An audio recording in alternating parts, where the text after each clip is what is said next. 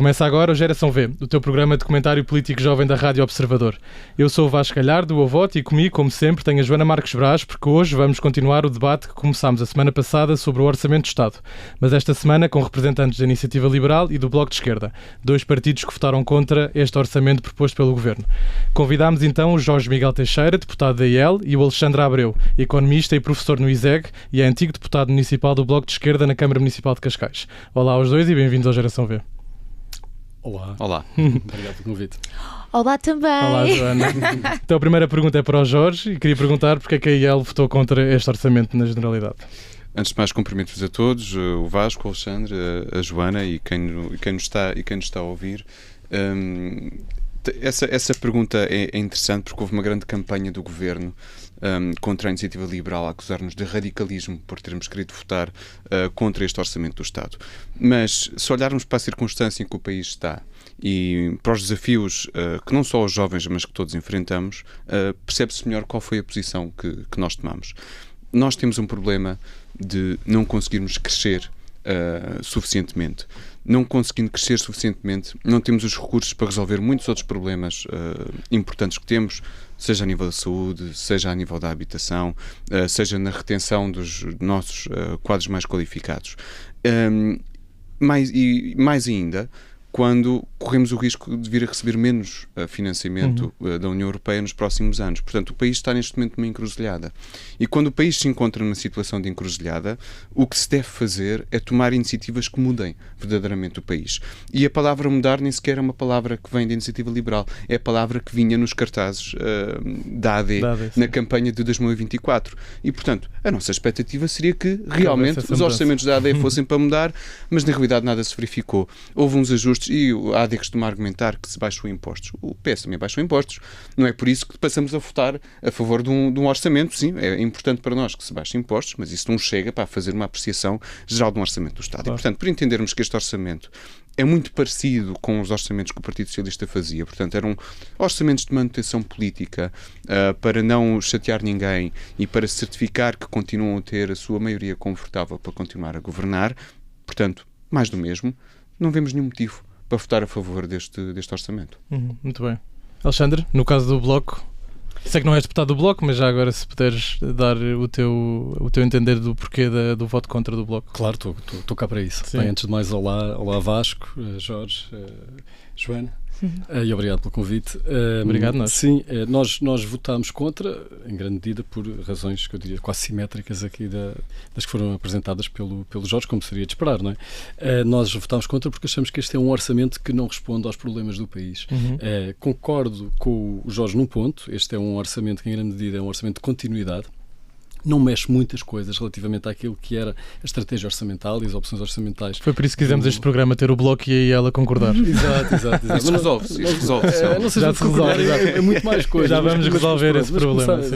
Começámos por esta. Exato. Agora, aliás, só para não parecer que há aqui demasiada concórdia, até vou já dar uma farpa, que é fico aliviado por ver o Jorge a reconhecer que houve realmente uma redução de impostos, não é? Porque grande parte do debate no primeiro dia da discussão na generalidade, do lado da bancada da IEL, parecia-me que havia uma insistência, tinha havido aumento de impostos, e eu até pensava que realmente a vossa... Até me pareceu que a vossa insistência na literacia financeira e na formação da literacia financeira era para a vossa própria bancada, no sentido de perceberem a diferença entre mexer as taxas e mexer a receita num contexto de crescimento económico e também de crescimento nominal do próprio PIB, por via até da própria inflação, não é? Ambas as coisas aumentam, é óbvio que a receita aumenta. Mas pronto, passando ao lado... Há uns ajustes no IRS e é disso que o Governo serve para argumentar que os impostos baixam, não é? Mas no resto... Basta o IRS, isso é grande parte daquilo que nós discordamos. O diploma do IRS nem sequer está no Orçamento do Estado, porque, pelos vistos, agora é um cavaleiro orçamental, não sei. Agora já falámos disso aqui. Orçamental. Podemos ter essa discussão daqui a pouco. Se calhar até vamos concordar com isso. Eu, pelo menos, acho que devia estar dentro do Orçamento do Estado, não é? É uma questão de política fiscal. É óbvio que devia estar. Então, mais uma coisa em que concordamos. Achamos é que devia ser para mexer em sentidos diferentes, não é? Estamos a concordar para onde é que devem ir os papéis, não é? Exato. É um início de conversa. Agora, pronto, para concluir, achamos que não responde à estratégia às necessidades do país, porque precisamente, aquilo que vem fazer é abdicar de receita por via, mesmo que seja por omissão, não é? Uma vez que a questão da política fiscal está a ser feita essencialmente fora do orçamento neste caso, mas está a abdicar de receita, quer no IRC, quer no IRS, a fazê-lo, e depois ainda há a questão o adicional de solidariedade sobre a banca, mas isso também é uma questão um bocadinho mais específica. Mas em todas essas questões está a abdicar de receita, num sentido que, do nosso ponto de vista, não é virtuoso, não é?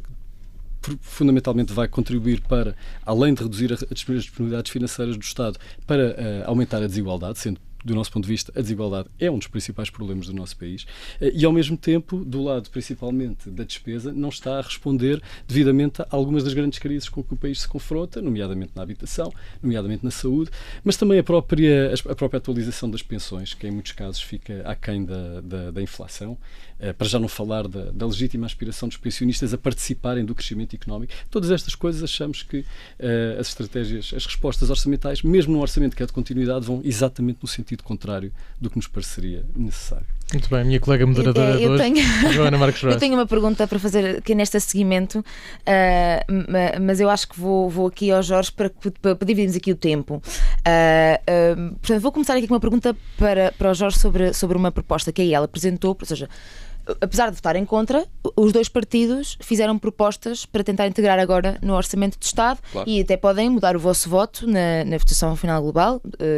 A Mariana Leitão, líder da IEL, já disse que não rejeitem absolutamente esta possibilidade, desde que integrem no Orçamento de Estado as tuas propostas. O Bloco de Esquerda não sei muito bem se é possível mudar o voto ou não, porque confesso que não vi nenhuma posição tão marcada assim como a Mariana Leitão fez.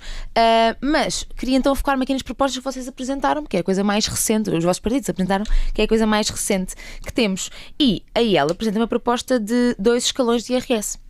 De termos apenas 2 escalões de IRS, um a 15% e um a 30%. Eu acredito que haja uma isenção para quem recebe o salário mínimo. Claro que sim. Caso contrário, o salário mínimo seria a pessoa ia ser taxada de 15% e seria 130 e tal euros, qualquer coisa do género. Pronto, então havia 3, na verdade. Havia uma isenção, pessoas que 0 euros, havia de 15 e havia de 30. Então a minha questão é, e eu fiz as contas, portanto aqui o rendimento, o 15% é um rendimento até 22.635 euros anuais, portanto dividindo isto por 14 meses, dá mais ou menos 1.616 euros. O que significa que quem recebe, e agora vou usar isto é arredondado porque há cêntimos, mas vamos usar este valor só para colocar aqui a pergunta. Quem recebe 1.616 euros é taxado a 15%, mas quem recebe 1.617 já é taxado a 30%. Ou seja, que não queríamos aqui, a minha pergunta concreta é: não queríamos aqui um escalão muito grande, uma janela muito grande de valores onde não compensa receber mais dinheiro? Não poderá também isso travar precisamente o aumento salarial?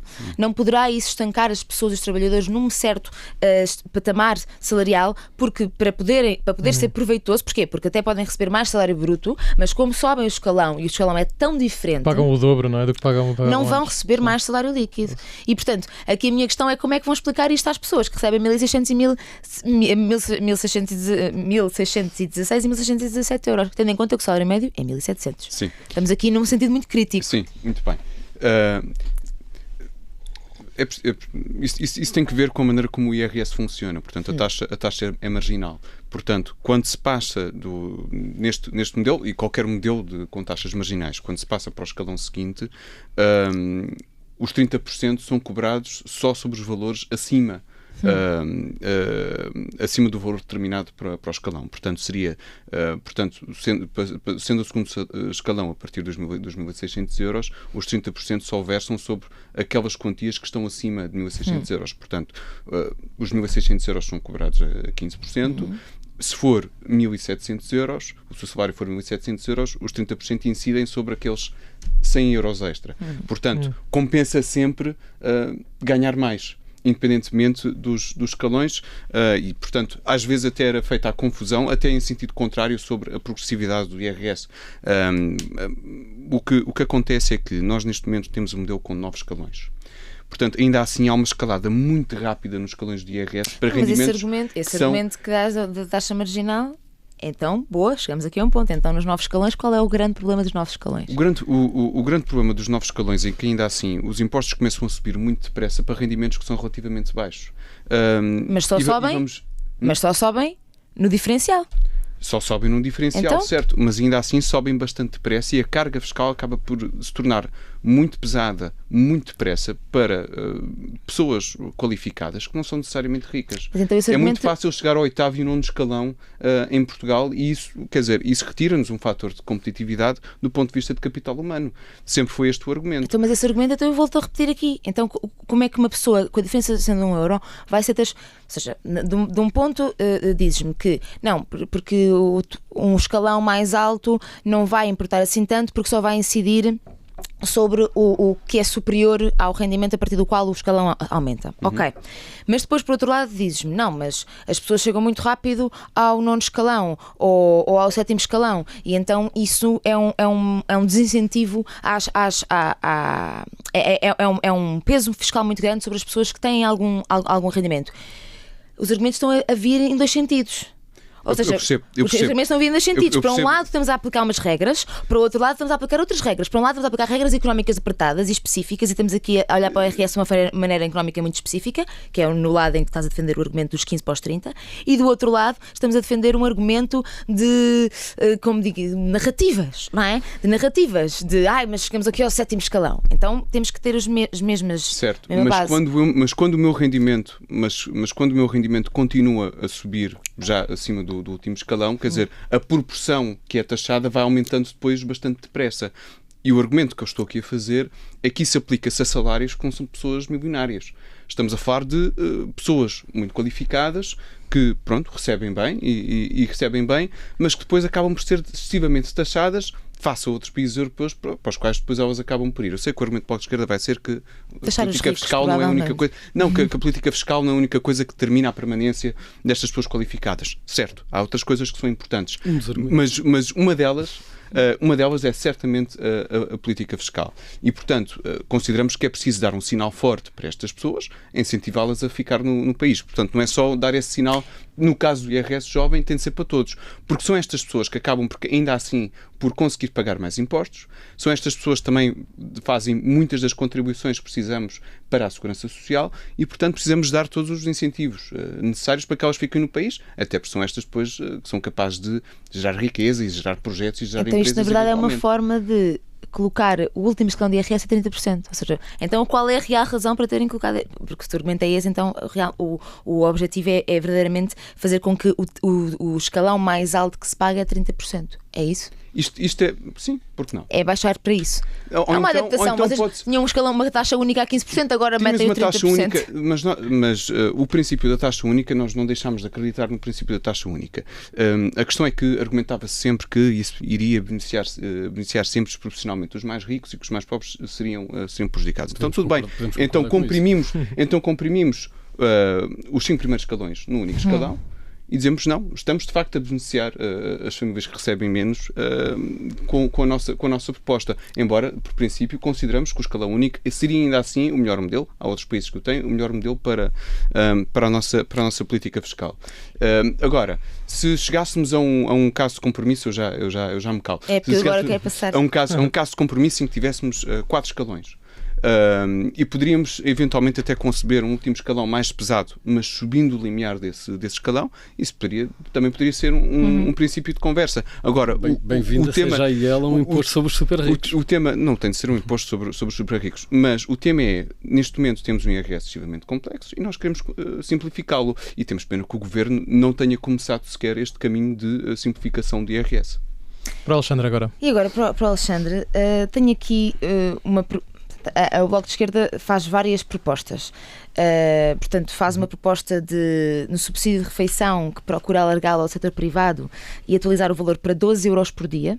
Portanto, neste momento, face à função pública, não é o dobro, mas é um valor, é uma porcentagem de aumento muito grande. Mais do que os 10 cêntimos que eles vão sim, aumentar. Sim, muito mais do que os 10 cêntimos, mas não me quero perder em ataques ao Governo. Sim. Mas é um aumento muito grande, percentualmente, na função pública. E depois de alargar para o setor privado, portanto, acredito que o alargar para o setor privado seja que o Estado suporte o subsídio de refeição no setor privado, é isso? Não, então como é que alargar o 12? Não será isso, não tenho participado nas discussões exatamente neste caso com a nossa deputada e com o grupo que a apoia. Então com alargar é o quê? Estou bastante certo que, da mesma forma que o Estado legisla sobre o salário mínimo e impõe esse custo à generalidade das empresas e depois também paga enquanto empregador na função pública, neste caso também é um custo adicional que impõe, neste caso ao setor privado, dentro de uma lógica daquilo que é uma política de rendimentos e uma lógica que se quer redistributiva e favorável aos trabalhadores. Eu tinha essa ideia, mas a maneira como comunicaram esta medida foi tão dúbia que eu decidi, mas o ponto é, então, querem aumentar 12 euros por dia por salário, por subsídio de refeição para cada pessoa da função pública, que é aqueles que o Estado realmente suporta o subsídio de refeição. No campo de trabalho, querem aumentar o salário mínimo para 1.020 euros, com efeitos a partir do dia 1 de janeiro de 2026. No campo da saúde, um regime de dedicação exclusiva do SNS, com majoração salarial de 40% e depois aumentos em pontos na progressão de carreira. A minha questão é, no meio disto tudo, como é que vocês vão arranjar receita para suportar isto? A não ser que se calhar façam uma parceria com a IEL. Sim, bem, será difícil, não é? Estamos sempre aqui com o maior gosto a discutir. Mas ao contrário, eles querem baixar, os impostos. No caso do Bloco de Esquerda, propõem um aumento de imposto e se propõem. Aonde? Não, se calhar para começar, propunhamos que não se baixasse os impostos da forma que o Governo está a baixar, não é? Com a redução do IRC, com a implicação que tem em termos da receita fiscal, a própria mudança dos escalões do IRS, que também é num sentido de redução da receita fiscal e que também vai ter um efeito de aumento de desigualdade, mas tudo isso efetivamente faz reduzir a receita. Então, esse é um primeiro princípio de conversa. Sim, mas mesmo com a receita como temos agora, a despesa que propõem é grande. Podemos olhar para cada uma dessas coisas. Tem que mexer na receita, não é com o mesmo dinheiro que temos agora que vamos gastar mais. Podemos ir olhando para cada uma destas coisas à vez, diria eu. Por exemplo, a questão do salário mínimo, que obviamente afeta também a função pública, não é? Pelo menos aquela parcela dos funcionários públicos que ganha o salário mínimo ou que está ali na vizinhança. E também afeta os privados. Será afetado. Claro. Pedem-lhes que eles paguem mais 12 euros por dia em subsídio de refeição e que ainda aumentem o salário mínimo. Claro que sim. Mas o que eu queria dizer, como a Joana referiste há pouco aqui a questão especificamente do salário mínimo e do aumento do salário mínimo, que é um aumento ambicioso, reconhecemos-lo, mas também era um aumento ambicioso... Para daqui a um mês e meio. Não, também era um aumento ambicioso pensar que o salário mínimo pudesse passar de 500 euros, como esteve congelado imensos anos, aliás nos tempos da Troika e dos governos da direita, passados 500 euros para 870 ou 920 euros, como vai ser agora. Também se pensava que isso era terrível, incomportável para as empresas nacionais, gerador de imenso desemprego. Tive inúmeros debates, não só políticos, mas com colegas economistas, como isto era completamente insustentável. Do que me recordo, não foi um aumento no espaço de um mês. Do que me recordo, esse aumento que falou não foi pensado e ponderado e comunicado para os privados com o espaço de um mês. Todos os aumentos, no limite, podem ser no espaço de um minuto, se claro, no dia em que entra em podem, vigor, mas também podem causar desequilíbrios muito grandes nas contas das empresas. Claro. Na verdade é uma atualização anual e com certeza que tal como se fez também com as outras atualizações nos últimos anos, tem que ser acompanhado para ver o seu efeito sobre o emprego. Mas precisamente numa altura em que o emprego está tão robusto, em que a taxa de desemprego está em níveis relativamente baixos, ou bastante baixos, parece-nos que é uma altura, e precisamente nesse sentido, exatamente contrário daquilo que é o pacote laboral, sei que não é exatamente aquilo que está hoje aqui em debate, mas que vai ser um conjunto de medidas que vão vulnerabilizar a parte mais fraca da relação laboral e vão tender a que os trabalhadores sejam forçados ou colocados numa situação em que tendencialmente os seus rendimentos vão ser pressionados em baixa. Este tipo de medidas e atuação por lado do Estado é precisamente algumas das coisas, seja o salário mínimo, ou seja o subsídio de refeição, que precisamente procura reequilibrar esta relação e apoiar a parte mais fraca nesta relação, que é os trabalhadores. Mas já agora só uma nota muito rápida, prometo não demorar mais que 20 segundos. Sim. Quando falamos da questão da saúde, não é? E aqui a questão da majoração em 40% para um regime de exclusividade, é preciso ter em conta a quantidade, o volume financeiro que está a ser gasto atualmente na contratação dos tarefeiros, não é? Que neste momento até o próprio Governo também se elegeu como os adversários, não é? Mas isso é o resultado de uma estratégia que o próprio Governo, e na verdade os sucessivos governos dos últimos anos, têm tido para não aumentar a despesa estrutural, não contratam, não reforçam suficientemente os quadros do SNS. Que é aquilo que nós achamos que era importante fazer, permitindo, além de mais, poupanças relativamente a muitos dos tarefeiros. E agora passo a palavra à Joana, senhora doutora perguntadora. Novamente aqui para fazer perguntas. Exatamente. Então, para o Jorge, tenho aqui uma pergunta sobre habitação. Sobre esta, que é provavelmente a crise que mais nos aflige neste momento, a parte provavelmente também da saúde e da crise do SNS. Relativamente às medidas de habitação, a IEL tem vindo a propor durante a negociação, ou seja, não estas agora que propôs, mas Mariana Leitão tem vindo a falar sobre medidas como baixar o IVA da construção, os impostos sobre rendas. A minha pergunta, isto é uma pergunta em várias fases. A primeira pergunta é... Como anterior sobre a Exatamente. Claro. Eu tenho que perceber qual é a resposta à primeira fase para depois perceber se na segunda... Onde é que sou apanhado na curva? Exatamente. Senão, se eu faço logo tudo, ponho isso em cima da mesa. A minha pergunta é, se é baixar o IVA sobre a construção e colocar tetos de rendas, ai meu Deus, desculpem, estão a ver, agora estava a misturar. Isso é daquele lado. Tetos e daquele lado. Mas também é um teto. Também é um teto. Mas é o imposto sobre rendas. Portanto, baixar o imposto sobre rendas. Então a minha pergunta é quais são as medidas que há para o lado da procura? Porque eu acho que, a não ser que eu esteja enganada, mas eu acho que este baixar o imposto sobre rendas será uma medida no lado da oferta. Ou estamos a achar que os senhorios vão todos baixar o valor final da renda porque lhes baixaram impostos? Ou vão aproveitar? Não, por iniciativa própria. Não, ok. Então vamos lá. Vamos por fases, tal como as perguntas, não é? Eu acho que sei o que é o follow-up, mas vou dançar com as perguntas. Vou primeiro falar um bocadinho do IVA a 6% da construção, porque é importante falar sobre isto.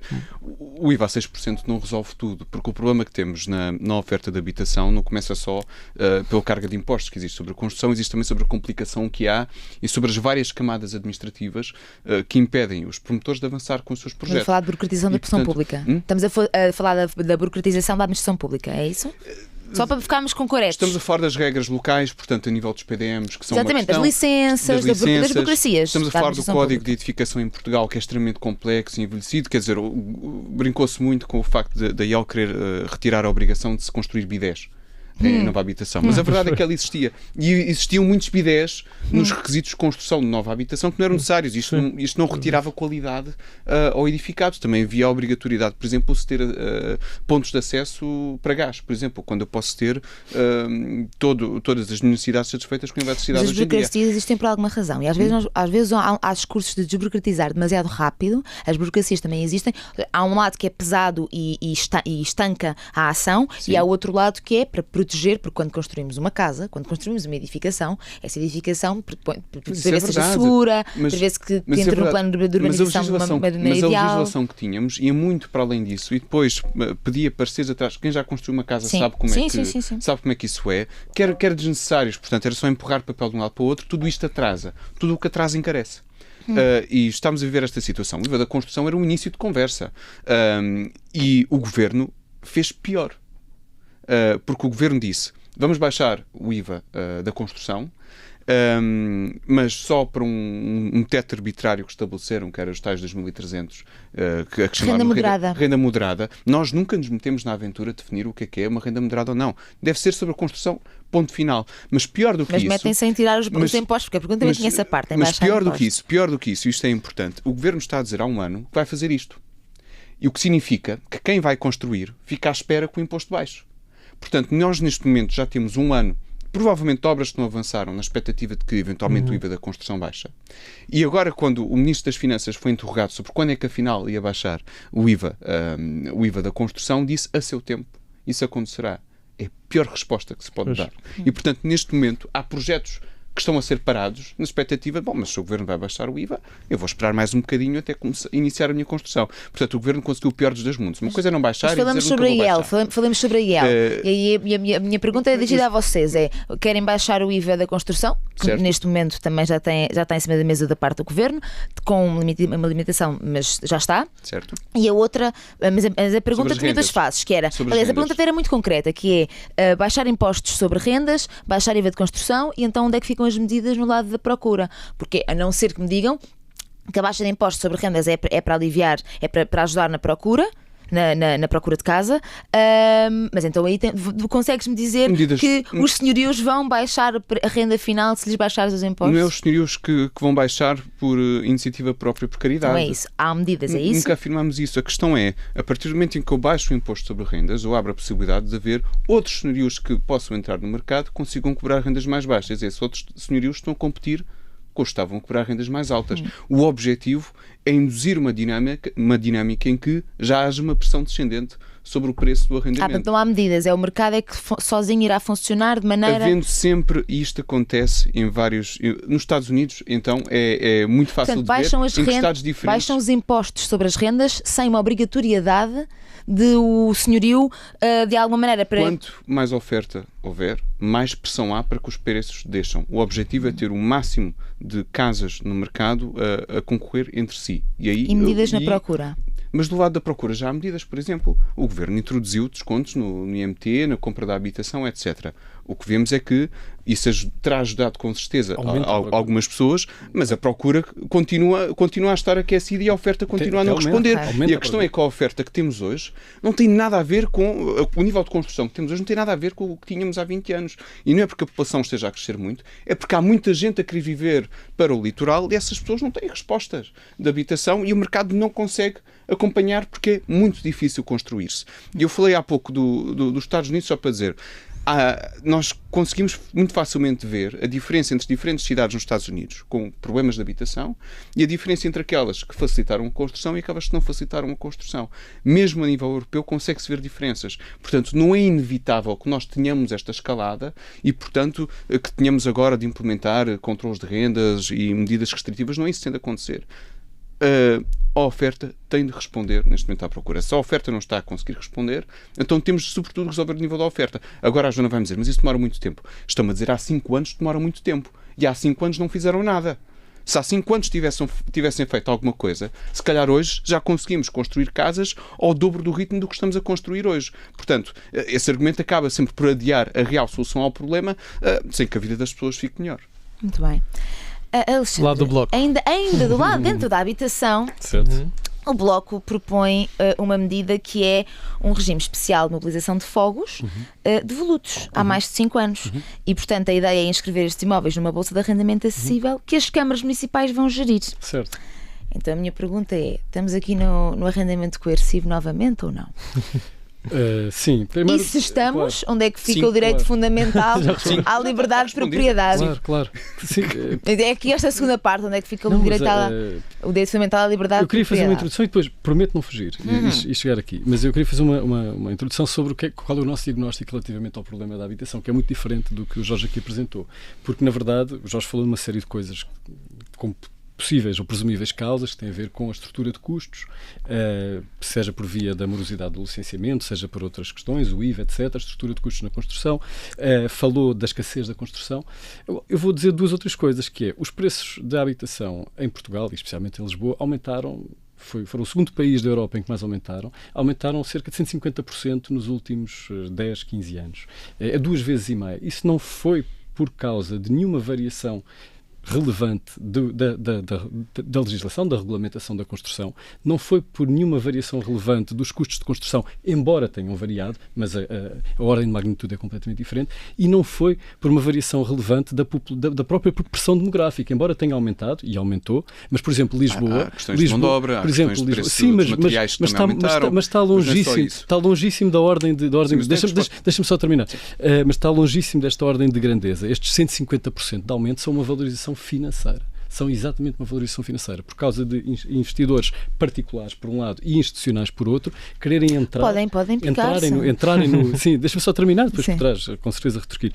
Quererem entrar no mercado do investimento imobiliário, legitimamente, porque veem a valorização que encontram e, por isso, colocam aí as suas poupanças, sejam investidores institucionais, sejam, às vezes, até as pequenas famílias que têm algum dinheiro adicional para fazer. O problema é que esta dinâmica de valorização por via do investimento financeiro está a colidir com o direito à habitação. Está a colidir porque está a colocar os preços num tal patamar que neste momento as famílias, sobretudo trabalhadores e mais jovens, estão a ser expulsas das cidades e às vezes estão a ser expulsas da própria dignidade habitacional para situações completamente indignas e colocadas na rua ou em situações muito precárias. O que é que nós achamos que é fundamental para quebrar esta dinâmica? É quebrar a dinâmica de valorização financeira do mercado habitacional. E para isso é necessário exatamente o contrário de algumas das coisas que aqui tiveram a ser ditas. Sempre que se reduz a fiscalidade sobre os rendimentos rendimentos que se obtêm por via da participação no mercado imobiliário, seja enquanto senhorio, ou seja nas mais-valias, ou aquilo que seja, está-se, no fundo, a atrair mais capital para um mercado que já está altamente sobreaquecido. Querem afastar o mercado de habitação, de um lado ao negócio, do outro lado à habitação. Não querem atrair mais capital para o mercado de arrendamento. Penalizá-lo, porque é essa a origem do problema. Para o mercado de arrendamento é que é muito pequeno. É a origem até do para o número problema. de casas que existe.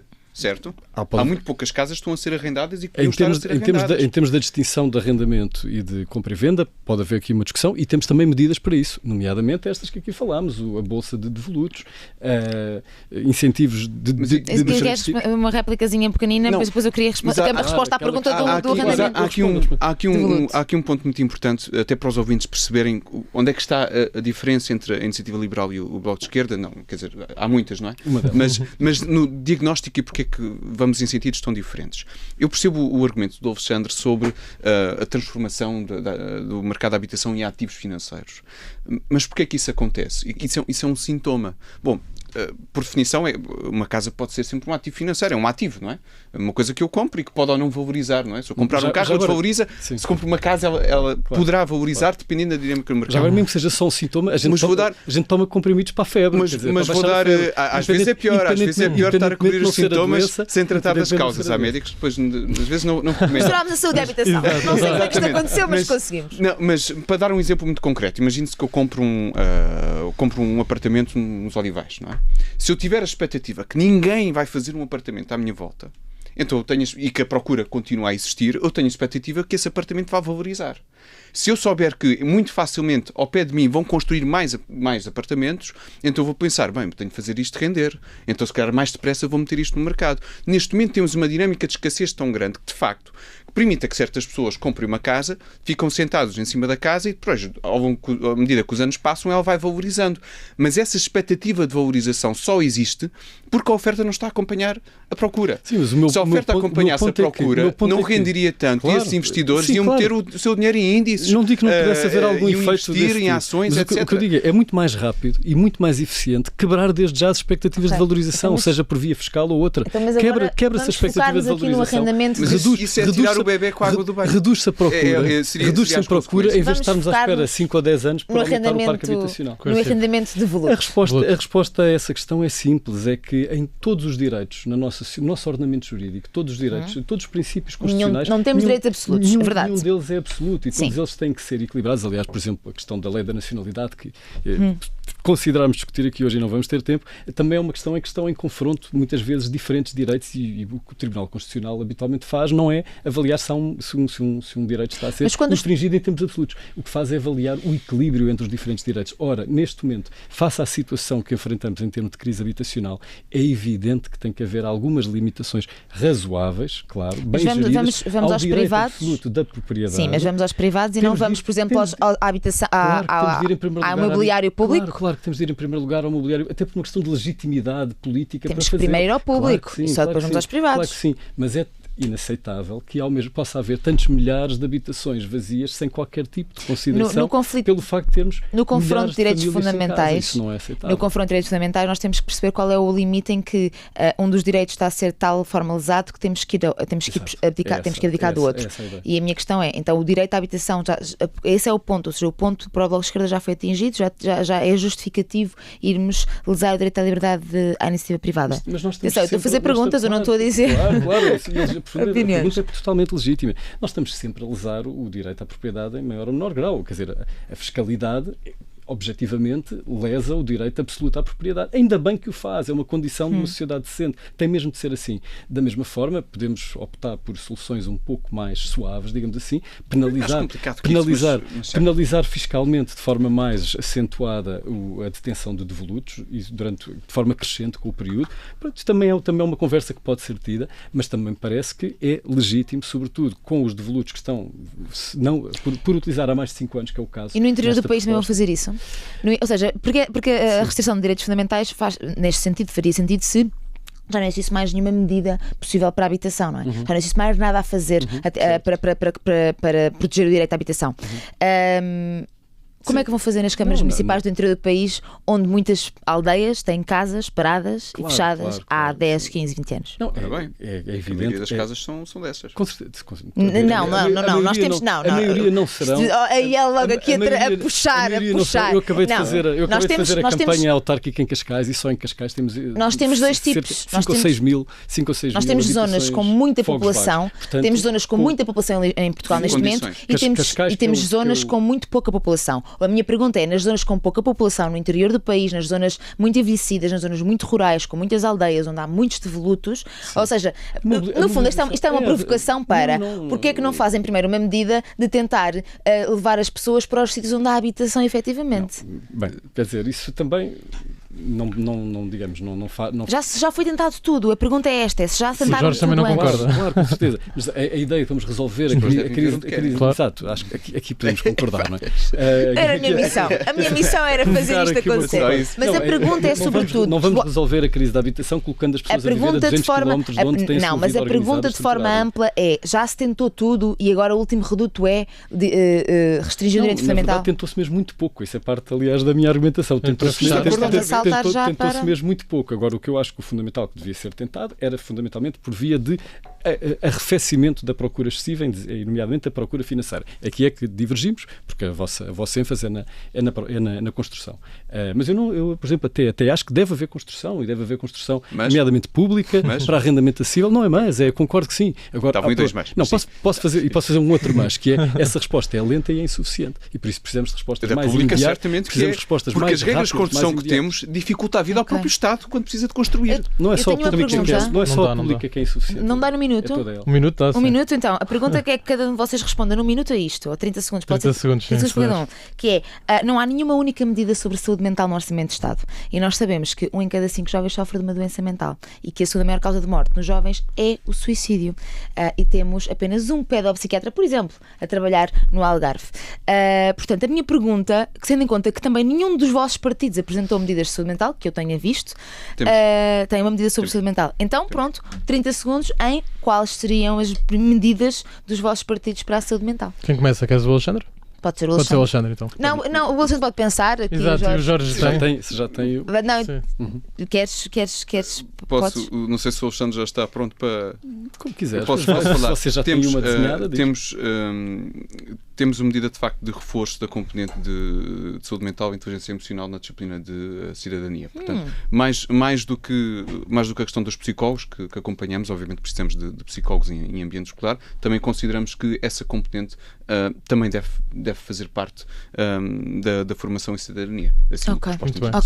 E agora, o que eu posso dizer, marcando que aí ele tem uma medida para a saúde mental. Certo. Eu acho que isto é de marcar. Pronto, eu também não sou deputado. Claro. Faço parte do grupo em redor da nossa deputada, não é? Mariana Mortágua. Aquilo que eu posso dizer, que tem a ver com a nossa visão, de uma forma geral, do Bloco, é que seguramente a saúde mental, mas também a saúde oral e a saúde oftalmológica são, digamos, parentes pobres daquilo que é o SNS, que também tem neste momento muitas debilidades e muitos aspectos em que está sob ataque, mas que é uma conquista civilizacional extraordinária. É muito importante reforçar cada uma destas 3 dimensões, sobretudo numa ótica de prevenção e de cuidados de saúde primário, até em articulação com as autarquias. Mas uma medida específica sobre a saúde mental, tem? Eu diria, e até porque acabo de fazer uma campanha autárquica, eu acho que é uma área em que o Ministério da Saúde deveria trabalhar de forma muito próxima com as autarquias para garantir, nomeadamente em termos preventivos, que existem nas juntas de freguesia, em articulação com as unidades de saúde, existem psicólogos e através de reforço de recursos humanos, é isso? E atuação de recursos humanos e de uma atuação mais proativa para chegar às pessoas. Muito bem, o nosso tempo chegou ao fim. Obrigado, Joana Marques Braz, e aos nossos convidados, Jorge Miguel Teixeira e Alexandre Abreu. Obrigado, Bruno. Voltamos na próxima sexta-feira, mas estamos sempre disponíveis em podcast e em vídeo no YouTube. O Geração V é uma parceria entre o Ovote e a Rádio Observador. Eu sou o Vasco Galhardo, muito obrigado por estar desse lado, tudo a correr bem e até para a semana.